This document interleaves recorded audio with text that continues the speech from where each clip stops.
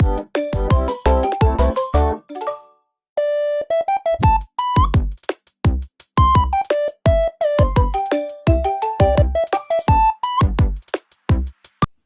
goal of this lecture is to talk about conjugacy in the symmetric group Sn and prove that A5 is a simple group. So we're going to follow the presentation in section 4.3 of Dummett and Foote, but this is also presented really nicely in a document by Conrad called The Simplicity of An. Okay, so what I want to do is first give a pretty complete sketch of the proof that A5 is simple as motivation for why you need to understand conjugacy classes in Sn, and specifically then from going from Sn to alternating groups An and the particular case of A5.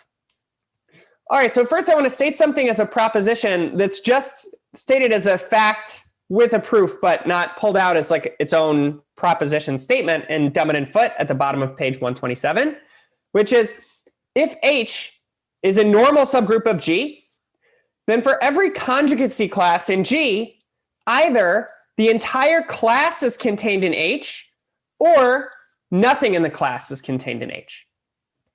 So the way to remember this statement is that a normal subgroup is a union of conjugacy classes.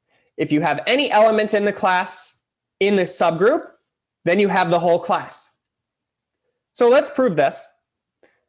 If X is an element of the conjugacy class C that's in H, our goal is that we want to show that everything in C is in H. So if X is in C intersect H, then where does the conjugate of X by G live? GXG inverse is definitely in GHG inverse. And this is true for any G in the group. But now, since H is normal, we know that for any G in the group, GHG inverse is equal to H. So what does that mean? That means that GXG inverse is in H. But the set of things that are GXG inverse as you go through the elements of the group, those are all of the conjugates of X. That is the conjugacy class containing X.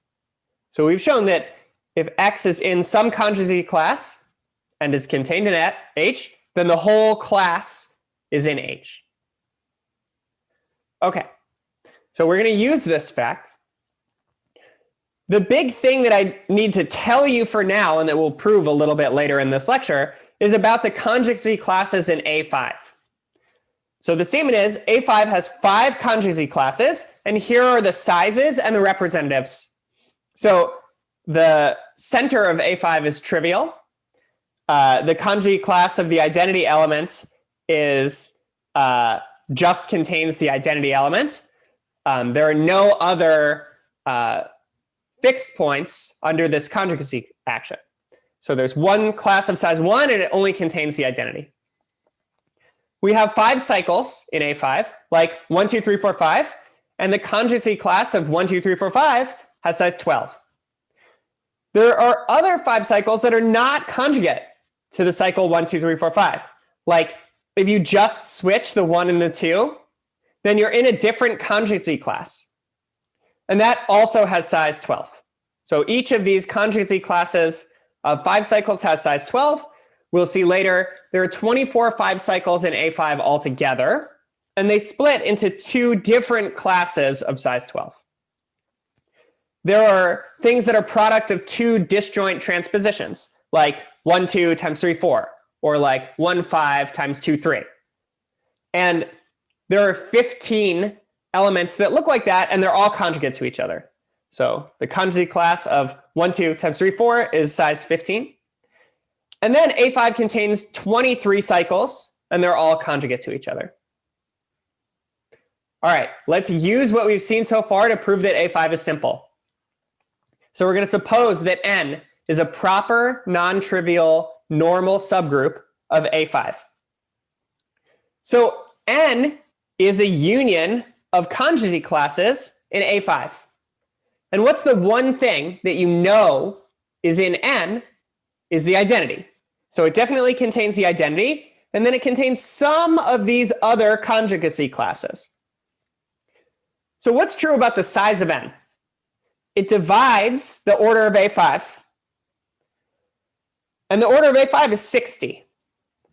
So what has to be true about n? You have one element that is the identity, and then the size of an is 1 plus some subset of 12, 12, 15, 20. And you have to pick some of them, because if you just take one, just the identity, then you have the trivial subgroup. And you can't take all of them, because if you take all of them, then you've chosen all of A5, and you don't have a proper subgroup. So we can just look at all the subsets of 12, 12, 15, 20, add them to 1, and see there's just no way to get a number that divides 60. Like 1 plus 20 is 21, doesn't divide 60, so we move on. 1 plus 12 is 25, doesn't divide 60, so we move on. So you can just check, if you go over all the possibilities, there are just no way to add up 1 plus some of these 4 numbers, but not all of them and not none of them, and get a number that divides 60. So that's the end of the proof. Okay, so how did this proof really work? We need this fact about a normal subgroup being a union of conjugacy classes. And then we just really have to understand what the conjugacy classes in A5 look like. So in order to do that, we're first going to talk about conjugacy in Sn, which is easier to understand than conjugacy in An. And then we're going to talk about the particular case of conjugacy in A5 and prove this statement. At the end of this lecture, we'll give a different second proof that A5 is simple. And the reason that we're going to do that is in the beginning of the next lecture, we'll prove that An is simple for all n at least 5. And the idea there is going to be by induction. So this theorem that A5 is simple will be the base case. And the proof in general will be more like our second proof than like this very counting style first proof.